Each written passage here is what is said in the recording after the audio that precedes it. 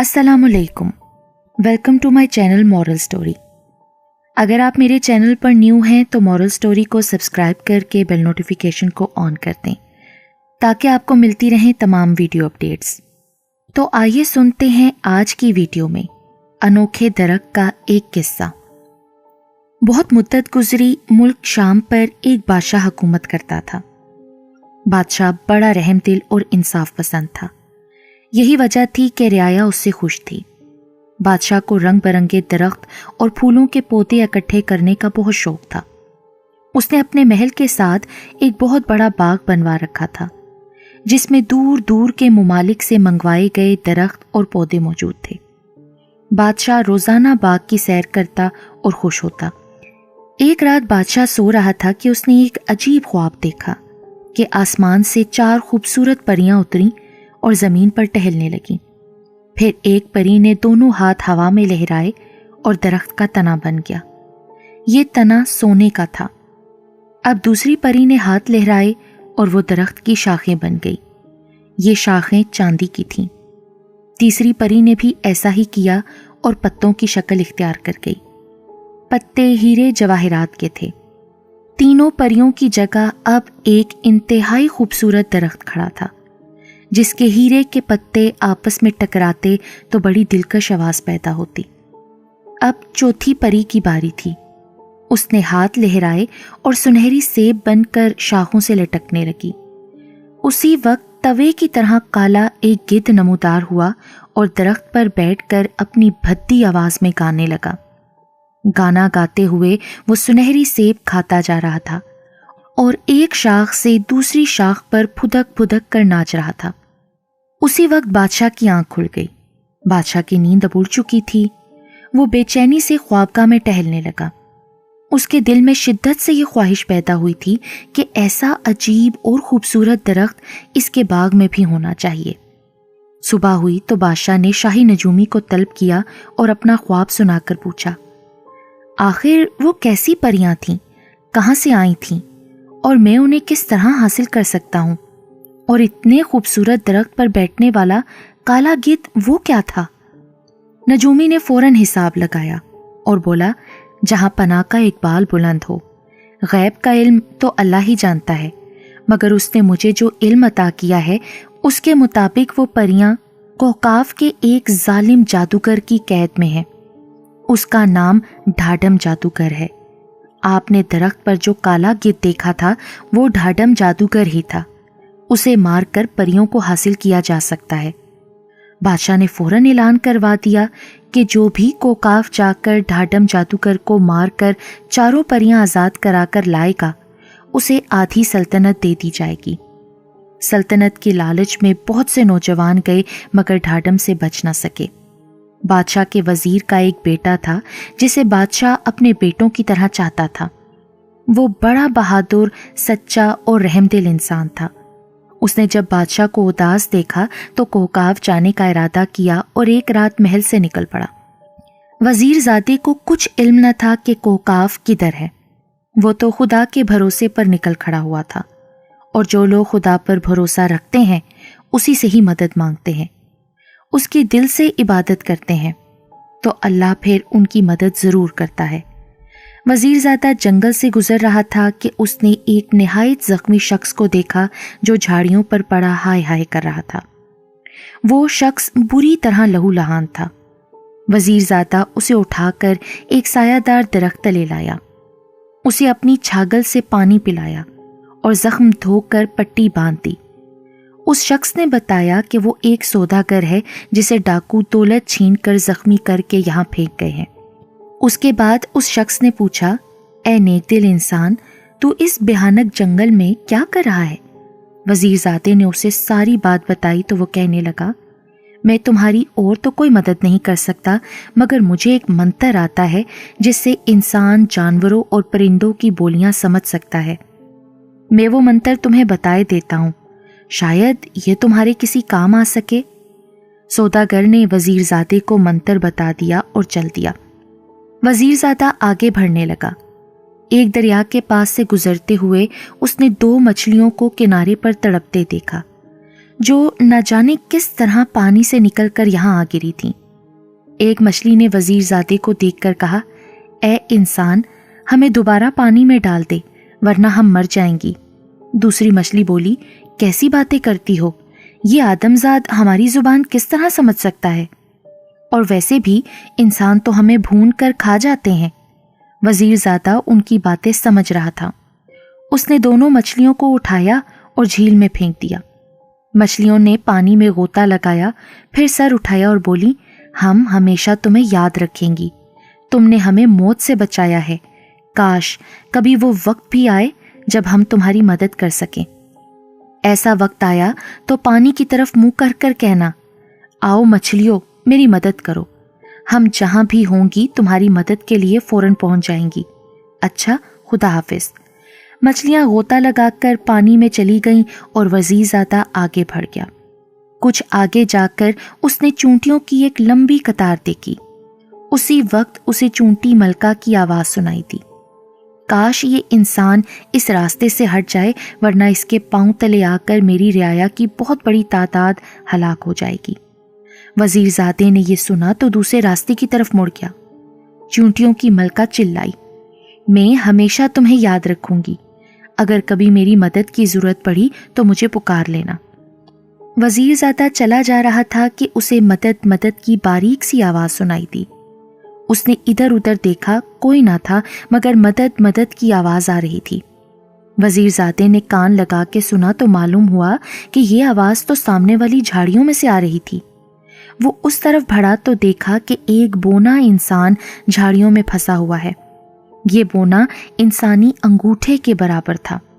وزیر زادے نے اسے اٹھا کر ہتھیلی پر رکھ لیا۔ بونا کہنے لگا، میں اس جنگل کے بونوں کا بادشاہ ہوں۔ میری سلطنت ایک درخت کے نیچے واقع غار میں ہے۔ آج میں غار سے باہر نکل کر سیر کر رہا تھا کہ ایک چیل نے جھپٹا مارا اور مجھے پنجوں میں دبوچ کر لے اڑی۔ میں نے شور مچایا تو چیل نے گھبرا کے مجھے چھوڑ دیا اور میں ان جھاڑیوں میں آ گرا۔ میں یہاں سے خود نہیں نکل سکتا تھا۔ شکر ہے کہ تم آ گئے اور میری مدد کی۔ کیا میں تمہارے کسی کام آ سکتا ہوں؟ وزیر زادے نے اسے بات بتائی تو وہ کہنے لگا، اس ڈھاڈم کی ایسی تیسی، میں تمہیں ایک چادر دوں گا۔ اس چادر کی خاصیت یہ ہے کہ اسے اوڑھ لیا جائے تو انسان سب کی نظروں سے اوجھل ہو جاتا ہے۔ یہ کئی سو سال سے ہمارے شاہی خاندان کی ملکیت ہے۔ آؤ میرے ساتھ چلو۔ وزیر زادہ چل پڑا۔ وہ ایک گھنے درخت تلے پہنچا تو بونا بادشاہ اپنی سلطنت میں چلا گیا اور جب واپس آیا تو اس کے ساتھ کئی بونے تھے جنہوں نے طلسمی چادر اٹھا رکھی تھی۔ یہ چادر رومال کے برابر تھی۔ وزیر زادے نے اسے لے کر جیب میں رکھ لیا۔ بونے بادشاہ نے ہی اسے کوکاف کا پتہ بتایا۔ منزلوں پر منزلیں طے کرتا، مشکلات کا مقابلہ کرتا وزیر زادہ کوکاف جا پہنچا۔ یہاں ایک عظیم الشان محل تھا جس کے سامنے 2 جن پہرا دے رہے تھے۔ وزیر زادے نے فوراً بونوں والی چادر سر پر رکھ لی تاکہ جن اسے دیکھ نہ سکیں اور وہ اطمینان سے محل میں داخل ہو گیا۔ یہ ڈھاڈم جادوگر کا محل تھا۔ جو ہی وزیر زادہ محل میں داخل ہوا، جادو کی مینا چلانے لگی، ڈھاڈم ہوشیار، خبردار، محل میں باہر کا کوئی آدمی گھس آیا ہے، خبردار خبردار۔ ڈھاڈم اس وقت پلنگ پر سو رہا تھا، ہڑبڑا کر اٹھا، فوراً سامنے والی دیوار پر پھونک ماری۔ دیوار پر ایک کھوپڑی کی تصویر ابھر آئی جس کے منہ سے سرخ زبان لٹک رہی تھی۔ ڈھاڈم چلایا، مقدس کھوپڑی، کون ہے جو میرے محل میں گھس آیا ہے؟ وہ پہرے دار جنوں سے کس طرح بچ گیا؟ مقدس کھوپڑی کی زبان ہلی اور آواز آئی، ڈھاڈم، وہ تو مجھے بھی نظر نہیں آ رہا، میں اس کی بس بو سونگھ رہی ہوں۔ وہ کوئی آدم ذات ہے مگر اس کے پاس کوئی پراسرار طاقت ہے، تبھی تو وہ مجھے نظر نہیں آ رہا۔ ڈھاڈم جادوگر نے اپنے گنجے سر پر 2 ہتھڑ مارا، اچھل کر چھت کو ہاتھ لگایا اور کلابازی کھا کر بولا، میں اسے تباہ و برباد کر دوں گا، وہ میری طاقت کا مقابلہ نہیں کر سکتا۔ اتنی دیر میں وزیر زادہ جادوگر کے کمرے میں داخل ہو چکا تھا۔ جادوگر کوئی منتر پڑھنے میں مصروف تھا۔ وزیر زادے نے دیکھا کہ پاس ہی کئی پنجرے پڑے ہیں، ان میں چوہے، مینڈک اور خرگوش بند تھے۔ شاید جادوگر ان کا خون جادو بنانے میں استعمال کرتا تھا۔ वजीर ज़ादे ने चुपके से आगे बढ़ के एक पिंजरा खोला और एक चूहा पकड़ लिया। आगे बढ़कर जादूगर की चमकती टिन पर एक करारी चपत लगाई। जादूगर बौखलाकर इधर उधर देखने लगा। उस वक्त वजीर ज़ादे ने चूहा जादूगर की कमीज में डाल दिया। चूहा कमीज में उछलने कूदने लगा। जादूगर बौखलाकर घबरा गया। उसके मुंह से ऐसी अजीबोगरीब आवाजें निकलने लगीं जैसे कुत्ता और बिल्ली झगड़ रहे हों। उधर वजीर ज़ादे ने थप्पड़ों की फिर बारिश कर दी। ऊपर से थप्पड़, नीचे चूहे का नाच। जादूगर की समझ में नहीं आ रहा था कि वो क्या करे। वो सब मंतर वंतर भूल गया और बुरी तरह उछलता हुआ हाय हाय करने लगा। जादूगर के चेले चांटे आवाजें सुनकर भागे आए और अपने उस्ताद का ये हशर देखकर उनकी आंखें हैरत से फटने लगीं। वजीर ज़ादे ने डरावनी आवाज बनाकर कहा, सब भाग जाओ वरना मैं तुम्हारी चटनी बना दूंगा। जादूगर के चेलों ने जब ये भयानक आवाज सुनी तो उनके हाथ पांव फूल गए कि जिस बला ने उनके उस्ताद का ये हाल कर दिया है वो फिर इन्हें तो कच्चा ही चबा के खा जाएगी। वो सर पर पांव रखकर भाग निकले। इस दौरान चूहा जादूगर की कमीज से निकलकर नीचे गिर गया था, लेकिन थप्पड़ गंजी टिन को मुसलसल पिलपिला किए जा रहे थे। अब वजीर ज़ादे ने खंजर निकालकर जादूगर के सीने में घोंप दिया। जादूगर के हलक से जोरदार चीख निकली और वो तड़प तड़प कर हलाक हो गया। चारों परियां अब आजाद हो चुकी थीं। शहजादे ने तिलिस्मी चादर सर से उतारी और उनके सामने जाहिर हो गया। उन्हें सारी कहानी सुनाई तो वो बड़ी शुक्रगुजार हुई। पहली परी ने कहा, ए आदमजाद, हम पर तेरा एहसान है, लेकिन हम उस वक्त तक तेरे साथ नहीं जा सकती जब तक तुम हमारी 2 शर्तें पूरी ना कर दो। वजीर ज़ादे ने पूछा, वो 2 शर्तें क्या हैं?